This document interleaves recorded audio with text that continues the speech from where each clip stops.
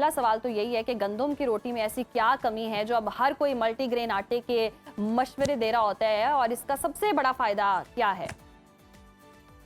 देखिए जी, मल्टीग्रेन आटा और गंदम, हम्म। गंदम में क्या प्रॉब्लम हो गया? हमारे सारे बुजुर्ग सदियों से गंदम खाते आए हैं। गंदम ऐसी हम्म। चीज है, मजेदार भी है।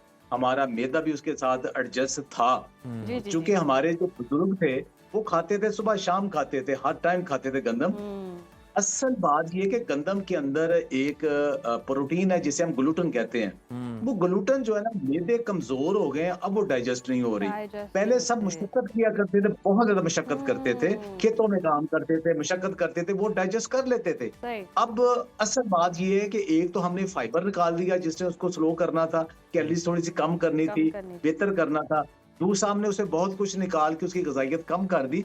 लेकिन जो ग्लूटन है उसके अंदर, वो आजकल देखें कि जो लोग ऑफिस में बैठते हैं, मोबाइल पे बैठ के लैपटॉप जी। पे काम करते हैं, ऑफिस में काम करते हैं सारा दिन, उनके मैदे अब आईबीएस की तरफ चले गए हैं, गैस्ट्राइटिस की तरफ चले हम्म। गए हैं, सोजिश है मैदों में, आंतों में। तो जिसको भी मैदों और आंतों में सोजिश है, आईबीएस सी है, डी है, कोई भी है, जी जी। उसको गंदम फिर बहुत बुरी हो जाती है। वो उसकी अच्छा। इस बीमारी को बढ़ा देती है। तो अब ज्यादातर अच्छा। 70-80% लोग इसमें इन्वॉल्व है। असल प्रॉब्लम ये है, वरना गंदम अब भी जो जिस्मानी मशक्कत करते हैं, मजदूर है, उनको जी तो कोई जी। मसला नहीं, उनको खेत मसला मजदूर है, नहीं है। उनको तो कोई सही। मसला नहीं है। तो जी। मसला जो घरों में हमारे काम करती हैं, वो इतनी रोटियां खा जाती है, उन्हें तो कोई मसला नहीं। हुँ। मसला ये है कि हम सब लोग जो बैठ गए हैं, अब हम, एक तो हमारी ग़िज़ाइयत उसमें कम है, दूसरा ग्लूटन तंग करता है। हम्म। तो उसका हल ये है कि हम गंदम को या तो छोड़ दें, वो छोड़ हम सकते नहीं। दूसरा जी। हल ये है कि उसको कम कर दें, कम उसके कर अंदर दें। दूसरे अज़्ज़ा शामिल कर दें, दूसरे अनाज शामिल कर दें, जो उसकी ग़िज़ाइयत को बेहतर कर दें। तो सही। मल्टीग्रेन दरअसल यही है। लेकिन हम्म। मल्टीग्रेन एक किस्म का नहीं, जी। मल्टीग्रेन 4-5 किस्म का है। लोग अच्छा। एक कोई हर एक के सॉल्यूशन बना लेते हैं। हम्म।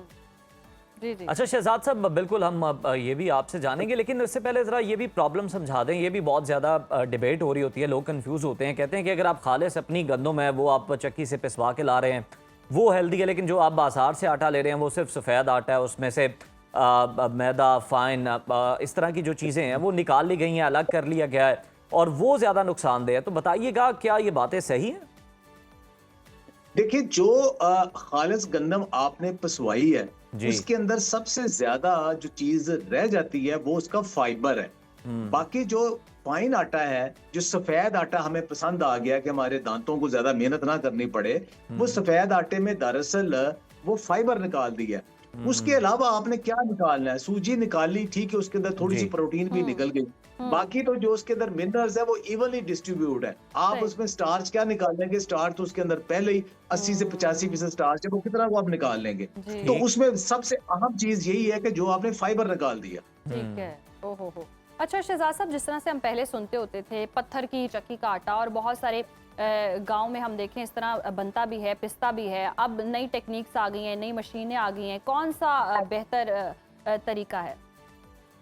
देखिए, उसमें जो पत्थर वाली चक्कियों को आटा था ना, जी जी। उसकी एडवांटेज क्या थी कि वो स्लो चलता था, उसमें आटा गर्म नहीं होता था। जब गर्म नहीं होता था तो उसका फाइबर बिल्कुल भी नहीं जलता था, और दूसरा उसका टेक्सचर थोड़ा सा मोटा रहता था, जिसकी वजह से उसके असल जितने भी अज़ा थे वो सारे उसके अंदर मुकम्मल रहते थे। तो वो थोड़ा सख्त भी होता था, हमारे दांतों की थोड़ी जी जी। मशक्कत, मसूड़ों की थोड़ी मशक्कत भी होती थी, मशक्कत भी होती और थी। हमारा सिस्टम उसके लिए एडजस्ट था। लेकिन जब हमने ये चाइना चक्कियां आ गई, क्योंकि जी। वो जो पड़ू है उसे कहते थे, पड़ोल कहते थे बड़े बड़े, उसके जी अब जी। एक्सपर्ट, और वो थोड़ा चलता है, वो मेहनत बहुत करना पड़ती है, वो खत्म हो गई। ये चाइना चक्कियां कटर लगा हुआ है, आप ये समझे जैसे घर के अंदर मसाला पीसने वाला नहीं, वही है, उसको जरा बड़ा आपने कर दिया, वो जी तेजी जी से जी जी। घूमता है। ओके। वो हाथ नहीं लगता, जब वो आटा पिसता है तो उसको हाथ नहीं लगता, इतना गर्म होता है। तो जब इतना गर्म होता है तो उसमें एक तो फाइबर काफी जल जाता है, चल दूसरा जाता उसकी है। ग़िज़ाइयत भी डेफिनेटली कम हो जाती है। बहुत बड़ा लंबा टॉपिक है, लेकिन उसकी ग़िज़ाइयत पत्थर वाली चक्की से बहरहाल कम होती है। कम हो। तो शहजाद साहब, तभी फिर हम आजकल देख रहे हैं कि ठंडी चक्कियां जो हैं, इसके हमें बैनर लगे हुए भी नजर आते हैं कि यहाँ पर जनाब उसका आटा दस्तयाब है। वो फायदेमंद है, उसमें फाइबर जो है वो उस तरह से ज़ाया नहीं होता है। जी, उसमें जो ठंडी चक्कियां है ना, उसका एक नया कंसेप्ट आया है ना, जी। कि वो ये जो होती चाइना चक्कियां हैं, लेकिन सही। उसके गिर्द अब वो पानी सर्कुलेट करता है। मुसलसल पानी ओके। सर्कुलेट करता है तो उसको गर्म नहीं होने देता। गर्म जैसे नहीं हमारे होने देता। कार के इंजन में वो पानी मुसलसल सर्कुलेट होता है, जी, पानी जी, खत्म जी। हो जाए तो जी, गाड़ी रेडिएटर फौरन में, ब्लास्ट कर बिल्कुल। जाती, जी। गर्म हो जाती।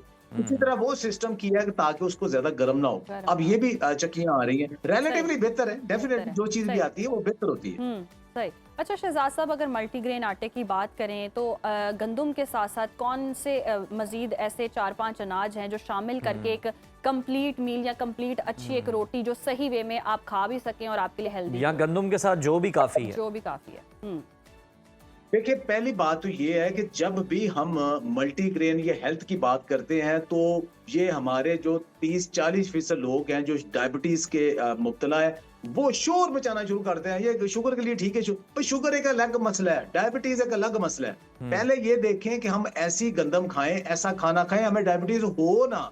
तो आम लोगों के लिए जो मल्टीग्रेन आटा है उसमें कम से कम 7-8 चीजें शामिल करें, उसमें थोड़ी गंदम भी शामिल कर लें, ठीक कोई है। हर्ज नहीं है। सही। लेकिन जो 100% की बजाय आप उसमें 40-45% गंदम रखें, बस ठीक इतनी है। रखें। सही। दूसरा, उसके अंदर जौ शामिल करें, क्योंकि ठीक है। जौ बाहर उसके अंदर कार्बोहाइड्रेट गंदम जितना ही है, लेकिन उसका ग्लाइसेमिक इंडेक्स, क्योंकि रेजिस्टेंट कार्ब्स है, उसका है। गंदम का ग्लाइसेमिक इंडेक्स अगर 65 to 70 है तो जौ का ग्लाइसेमिक इंडेक्स तो सिर्फ 30 है, तो वो ठीक है। शुगर नहीं बढ़ने देता। तो अल्लाह के नबी सल्लल्लाहु अलैहि वसल्लम की भी ये सुन्नत है। जी। फिर जवी है जिसको हम अखरोट कहते हैं, वो भी जी। ग्लूटेन फ्री है।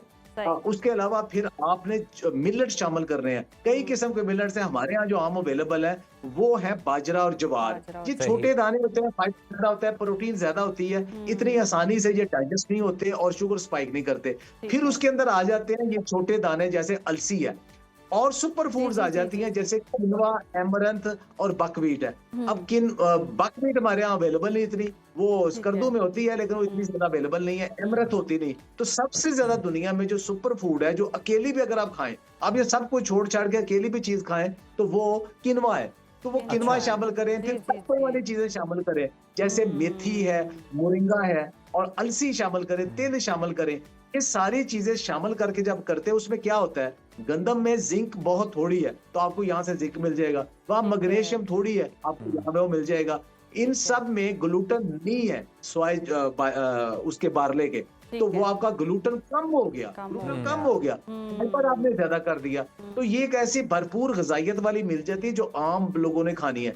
अब इसको अगर ब्लड प्रेशर या शुगर का मरीज भी पोर्शन कंट्रोल के साथ खाएगा, खाएगा। अकल के साथ खाएगा, जी, तो जी। छोटी सी रोटी जिसमें एक आध खानी है, वो अपनी शुगर मैनेज कर लेता है। मैनेज लेकिन कर जिन लोगों लेता को शुगर हो चुकी है, वो जी, जी। ये वो बिल्कुल भी कंट्रोल नहीं करते, वो कंट्रोल नहीं रोटी करते। से ही खानी है। तो हाँ। उनके लिए ये कुछ भी नहीं है। उनकी रोटी फिर क्या बनती है, बादाम की, कोकोनट अच्छा। की, ठीक अलसी है। की, ये तीन चीजें बस। चौथी चीज ज्यादा शामिल करनी है किनवा, वो मल्टीग्रेन उनके लिए वो है। जिन्होंने ठीक है। मोटापा भी कम करना है, वो इससे कम करना है, शुगर भी उससे नहीं कम कंट्रोल करना, वो अपनी हेल्थ के लिए अच्छा है।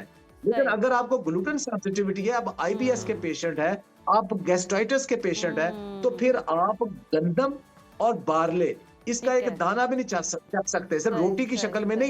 नहीं, ब्रेड की शक्ल में, बिस्किट की शक्ल में, मिठाई की सही। शक्ल में, हर चीज, पास्ता, फास्ट फूड, हर चीज के अंदर तो गंदम है। तो फिर आपको ग्लूटेन फ्री आटा चाहिए। ग्लूटेन फ्री आटा क्या है, या तो अकेला किनवा खा ले या खाली सही। बाजरा खा ले। सही। तो मसला है कि खाली बाजरा खाएंगे वो किसी से डाइजेस्ट नहीं होता, जी। तो सही इसके बात लिए मल्टीग्रेन आटा बना ले जिसके अंदर नहीं।